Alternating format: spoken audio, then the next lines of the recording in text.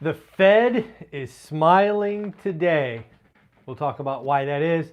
I want to call your attention to a very important video I put out yesterday with a gentleman named Dr. Mike.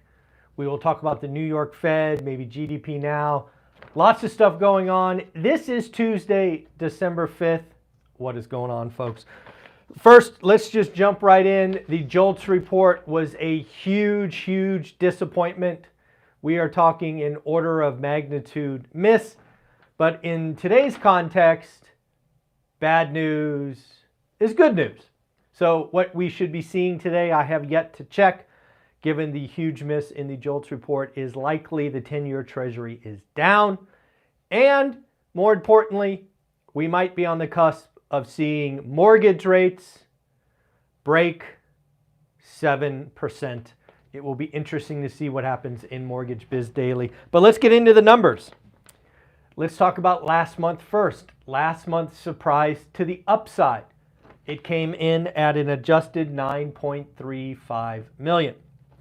Expectations for this month were for a slight drop lower to 9.3 million. Drum roll, please. 8.7. Folks, that's a massive miss. 600,000 lower. We have broke below 9 million. It is the lowest job openings number since March of 2021. March of 2021. So again, folks, about 2.5 years ago or so, we were at these numbers. I believe the Fed is smiling. I believe Jerome Powell is finally getting his lag effect. We are seeing more and more companies contract, right size. Remember, just yesterday, Spotify, whack, 17%. What happened today? Wells Fargo warned of a $1 billion restructuring charge, which will certainly include severance packages. Folks, I got a note the other day about where I think a lot of the pain will be in layoffs, and the answer is the same as last year. I believe it will be heavily skewed towards white collar. I believe it will be heavily skewed towards tech and finance. It just seems to be where that is at, and Spotify and Wells Fargo certainly fit those categories. But again, what should happen? Well, a couple of things I think will happen. One is today, the 10-year note will likely drop. I haven't checked. It's a wild guess. Hopefully I am right. Second, we will see further validation that the Fed is done. The Fed is done, the Fed is done, the Fed is done. We have talked about that for quite a while. Third, we will start to see movement in when the Fed will cut. I believe right now, the market, smart money, is talking late Q1, and many of the market are talking 4 or 5 cuts next year. It is going to be interesting. Now again, this is one report. We get another one tomorrow. We get another one on Friday. And again, the one on Friday counts the most, right? That will be the Bureau of Economic and Labor. What is the unemployment rate? What is job creation? All of that. But again, as of today, in this moment, the Fed is smiling. And you and I could watch the 10-year today and later this afternoon see what happens to mortgage rates. Because we might see it'll probably be low 7s, but we might hit below 7% this week if the job numbers go the way that the JOLTS report did. And now, of course, it could totally go the other way. Nobody, I think, believes that, but hey, these numbers are weird sometimes, so let's see what's going on. How about the New York Fed? The New York Fed put out a calculation, I want to make sure I get this right, talking about the underlying inflation rate ticking down to 2.6%. Last time they did this calculation, it was 2.9%. Clearly, it appears the economy is slowing, the job market is weakening, and inflation is coming down. Kind of the three things that the Fed has been working on. It appears as we look at this on Tuesday that all three are happening in concert. I don't have up here, but I did write it down. GDP now. GDP now is important. It's important. Remember last quarter, earlier in the quarter, it was pointing to a 4.9% GDP growth. You and I laughed about it. We thought it was comical. But at the end of the day, it posted that number. And since has been revised up to 5.2. So we should at least take a gander. What happened to GDP now? It's done by the Atlanta Fed. It was running at over 2%. I think it was 2.1%. What just happened? Last Friday produced some very weak economics reports, and it has been slashed to 1.2%. Folks, going from 5.2 to 1.2 is exactly the deceleration that I saw coming and why I called the recession starting Q1, Q2.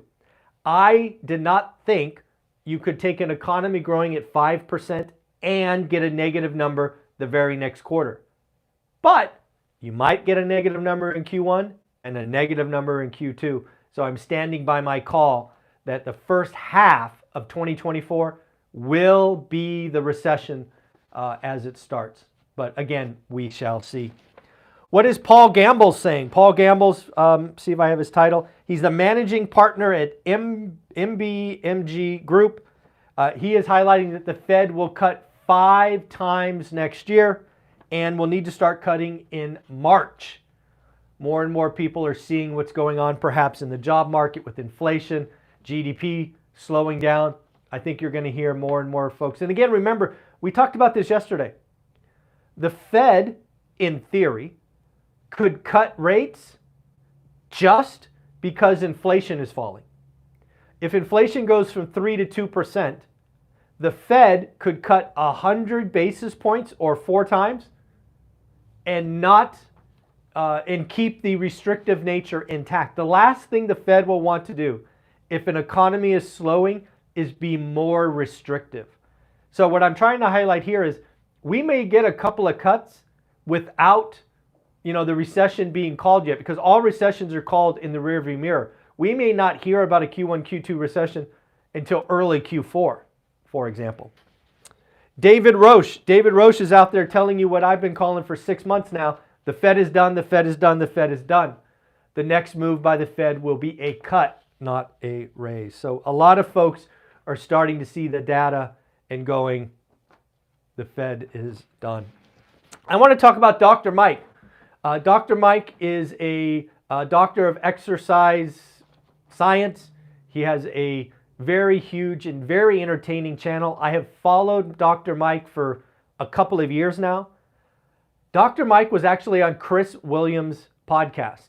If you don't know who Chris Williams is, look him up. He's 1.5 million subs. He's got these great guests on all these podcasts. He's an awesome host.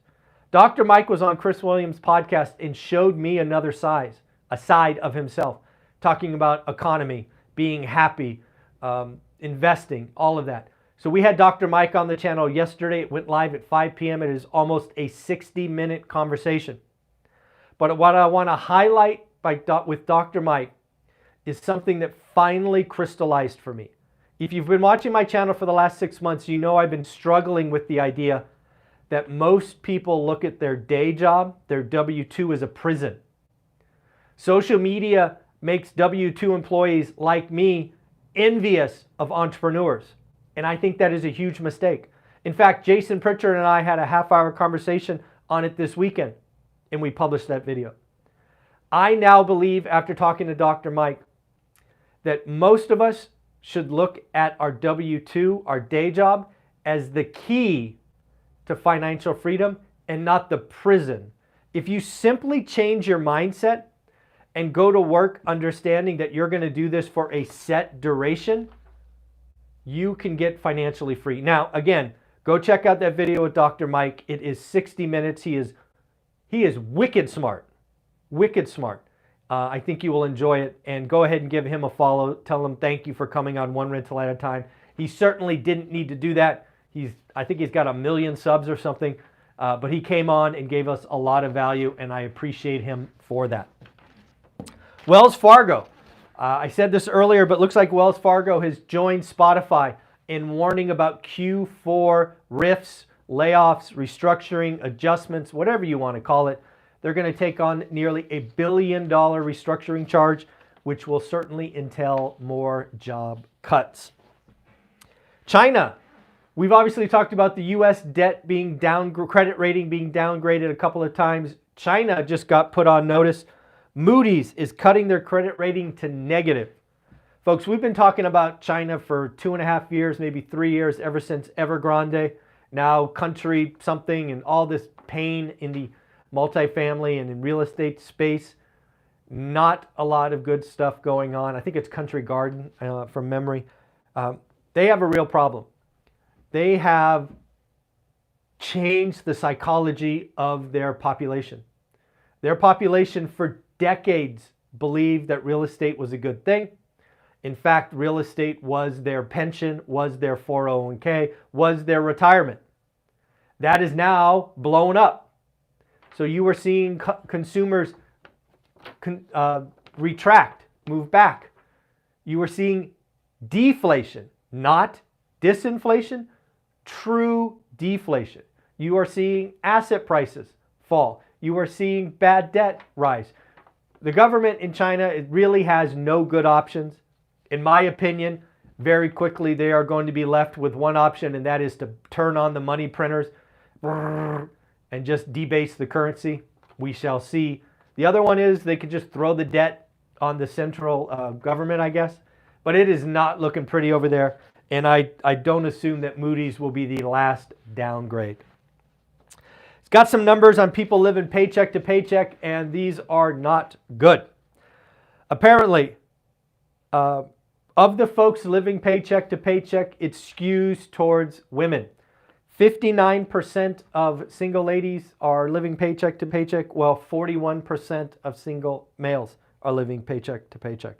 The financially fragile, which is, a step down from that, are 67% women and 33% male. This is something that's a big deal to me. Obviously, growing up with my mom, watching my sister struggle, these are things that we need to understand. This is one of the reasons inside my family that we really built a portfolio where actually Olivia has a pile all by herself. That way, if I died or left or whatever happened, she would be okay regardless.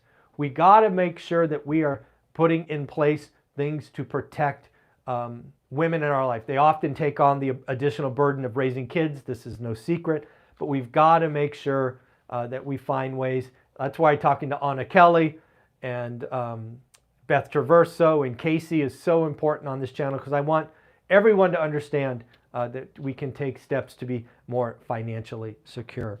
And then lastly, folks, a couple of things. We now have launched that virtual event. A lot of you asked for it. A lot of you said you wanted to join. So we have plunked down a bunch of money to have a couple of cameras, a couple of operators for the Zoom virtual event. We also took the price point from $199 to $99, like I said I would. It is now available. You can now book it. We've had 4 people sign up already. I will put a link below. Do me a favor, sign up early. Let me know that this was a good investment on my part. I'd love to break even. And then lastly, the Day 8 boot camp for the 40-some of you that are in the boot camp will be running Saturday. I finally sent out the email this morning. We are going to talk about investing out of area and investing out of state, and we're going to do that with the one and only Millennial Mike.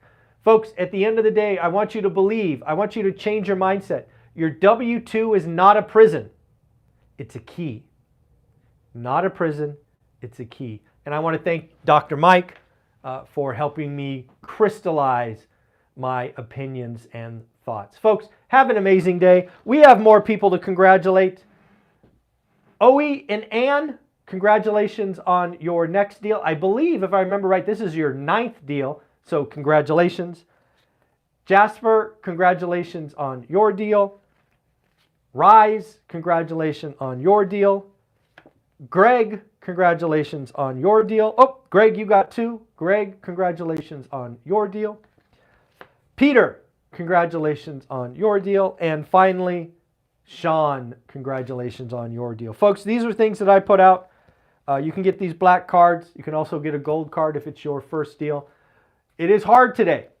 It is not impossible. Finding motivated sellers has only been easier in 2010. They are out there. You just need to believe. You need to do the work. You need to understand the numbers. You need to have a buy box. All the things that we talk about on this channel. Folks, that's quite a few people getting deals done right there. Take care, everyone. Bye-bye.